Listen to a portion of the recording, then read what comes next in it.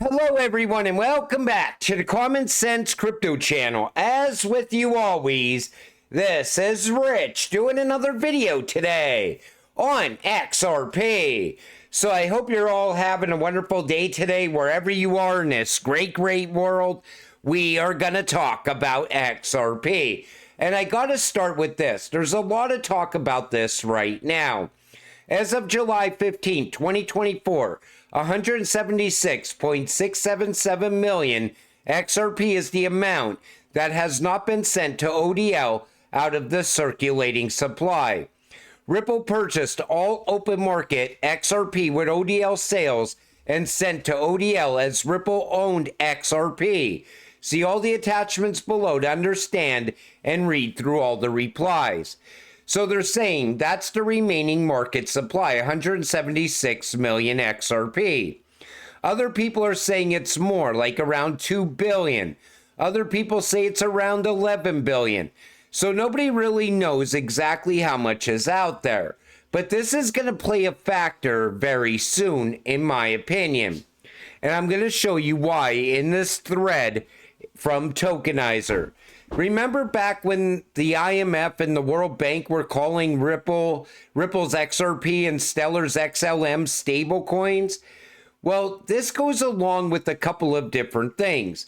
So the IMF and World Bank don't specify what exactly XRP and XLM are stable to. There's not a single currency that they use as a potential example for XRP and XLM to be pegged to. Instead, they actually discuss the utilities of both XRP and XLM in their ability to be a bridge currency, which ties in quite nicely given that you'd likely want a rather stable bridge asset. This is quite important as it shows the IMF and World Bank acknowledge the currency agnostic capabilities of XRP and XLM, bridging cross-currency payments. And though in theory, stabilizing the prices of XRP and XLM upon large adoption does make sense given their purpose of payments. The big question is what is their prices are stable to? It leads us to a theory where Ripple CTO has once said something quite interesting. And this is how David Schwartz said that the price cannot be cheap. So this is quite interesting, but in theory makes sense. XRP wants to be a liquidity and bridging solution for all banks, but there's a limited amount of XRP. On the other hand, XLM aims to be unlocked value transfer for the people, but once again, there's limited XLM as well. So for the purpose of this example, let's imagine XRP and XLM are both at 5 cents, a dirt cheap price. Now let's say the central bank wants to send 5 billion to another bank using XRP. That equates to 100 billion XRP, the entire supply. In other words, at 5 cents, a single transfer of $5 billion would use up more than all of the XRP available. The same example can be applied with XLM, though many citizens sending money instead of banks. Now let's try this again, but this time XRP and XLM are both at $30. This time multiple central banks are sending large transactions at once, totaling up to $60 billion. The amount of liquidity locked in this scenario is 12 times as much as the example we just used. Yet this time, the total XRP used would only be 2 billion. That's about 2% of the current total supply. And that's if XRP is at $30. Something much more feasible to handle the load of global payments network. In a sense, XRP and XLM scaling isn't so much to do with the network speed, they've proven that, but rather how divisible and scalable can the use of XRP and XLM get given their use case being so closely tied to fiat currencies and modern day payments. So we know that even at $30, it's still not going to be able to move trillions of dollars on a daily basis. So it still has to be even higher than that. And the same thing with XLM. XLM cannot be sitting at a cheap price because it's still going to be trillions of dollars being moved in between people, people to government, government to people, company to company even. And now XLM is even being tied in with some CBDCs. What I'm telling you is that the supply that we're seeing right now, in my opinion, at the price, even at $30 to $60, is still not going to be enough. So the price and the demand is going to be astronomical on these two cryptocurrencies. I think we're going to easily see a 3-digit XRP and a 3-digit XLM at some point. That's what makes sense when it's moving a hell of a lot of money, because they're both going to be working side by side, doing the same thing, moving money from point A to point B. In a recent interview, Rooms hints at a major upcoming development that promises to set a pioneering precedent in the crypto space. This is XRP Healthcare. They're also expanding and growing as well, moving into the UAE. I still think we're going to see a lot of value come from that over time, because healthcare is a massive industry. Every one of us are going to need healthcare at some point in our lives. Is anyone reading these posts? FIS launches small business lending solution for banks. And I think this is great because small business lending, that's also very big. And we know that the FIS is also a Ripple partner. Ripple partner FIS promo video. Crypto is here. Crypto companies like Ripple collaborating with traditional payment service providers like FIS is how crypto assets will be adopted on the back end to facilitate transactions without retail having any idea. So FIS keeps building out and growing at the same time. And at the same time, I think Ripple is just getting tied into more and more networks along the way. That Ripple Net technology, and most likely XRP as well. I think at some point, XRP's demand is going to rise so quick that it's going to move so fast in price that people are going to be sitting there saying, what the hell just happened with the price of XRP? It jumped literally $20, $30. Because I think the demand is going to be that high. And I don't think it's that far out either. If you look at all the rails that are already put in place all around the world, this is 12 to like 24 months away at this point, where we start to see the demand get really high for both XRP and XLM. Over USD 1 billion in instant payments were processed on the real-time payments network in one day, setting a new record for the largest instant payments network in the United States.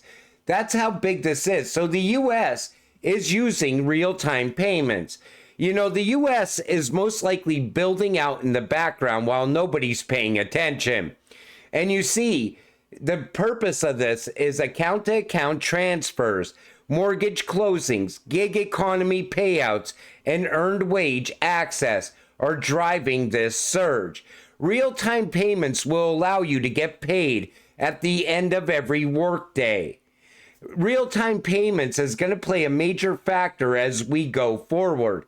And we know that's also going to be very big for DLT. It's going to be very big for Ripple and XRP here in the United States as well. Another official statement by MasterCard on their partnership with Ripple and Ripple partner DBS. Take a listen to this. So initially we feel that there are more people willing to pay with cryptocurrencies. There isn't as much of an acceptance network as of now, but we think it's coming. So as a result, we said, okay, well, let's at least get ready to set up the stage. And in doing so, we're working with a number of different partners, with Ripple, TBS, different companies around the world, to say, well, how can you help this whole transaction go from front to back? We've set up all the networks, we're ready to go. So they set up all the networks and they're ready to go. And they know that there is a demand for people that want to pay in crypto, yet there's people just not accepting it yet, but that is still coming. That's what leads to mass adoption.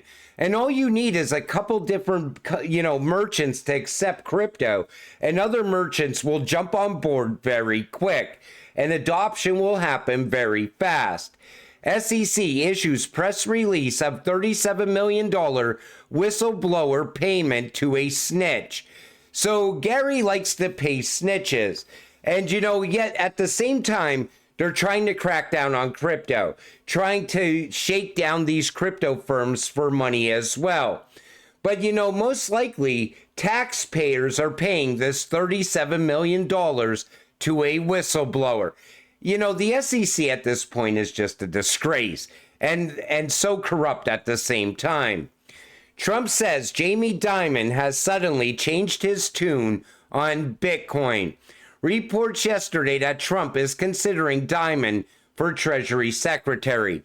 Now, when you see an announcement like this, and you see these announcements every single day now, it feels like this is all just fluff piece after fluff piece to get retail to jump in on Bitcoin. Because then you also see this every single day now. Another narrative to end Bitcoin, plans within plans. President Putin warns cryptocurrency mining risk overloading Russia's electrical grid and could cause widespread power outages. Here comes the narrative to end the Bitcoin mining in Russia. FBI details how USDT is laundered through Binance, and they're also tying it in with scams as well. They are setting up the fall of USDT. That's what's coming. And most people all over X, you'll put a post up saying it's just a matter of time until Tether crashes out. And right away, people will say, come on, man, Tether's going to be with us for years to come. No, it's not. Because right now, they're creating the narrative. All of a sudden, Tether will be outlawed in the United States. Then other countries will soon follow. And on top of that, you have MiCA-like regulations coming at the same time in every single country. We are watching the controlled collapse of Tether. That's what's going to happen. And I think once Ripple's new stablecoin goes live, I think they will accelerate this. I think they will push for this to happen as soon as possible, clearing the way for USDC and RLUSD, the real US dollar, Ripple's stablecoin. But I see these narratives every single day now, and it seems like they just want to get the retail investor in there so they can be used as exit liquidity on Bitcoin. That's what it seems like they're setting up for right now.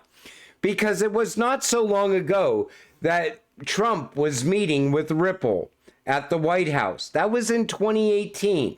So he knows what Ripple is. He knows what XRP is. So why would he all of a sudden turn towards Bitcoin? Because the Dems are totally against Bitcoin. You see what's going on. Whatever this administration is against, that's what anyone running is going to be for. We are in an election year. You're going to get told things that you want to hear. But they're not getting into this space for Bitcoin. Nobody gives a shit about Bitcoin, honestly. They are here for utility because the world is shifting and they all want to position themselves now. BlackRock wants to position themselves now. Other big financial institutions doing the same thing. Look at Franklin Templeton, what they're doing over there with Stellar and XLM. They're here for the utility as well, but yet they have a Bitcoin ETF. Why? Because there's money in it. And those ETFs create value pretty much out of thin air, kind of like what Tether does. But the reason I want to stress this is because I know most retail investors are just like us XRP investors. We go to work, we work 9 to 5, putting our money into certain cryptocurrencies, hoping to get rich from it. But what are you going to get out of a Bitcoin run? This next run up, you're lucky if you get a 2 or 3x, and that's it. You put your money into XRP and these utility-driven cryptocurrencies, and if you hold them for a decent period of time, all of a sudden you got life-changing money.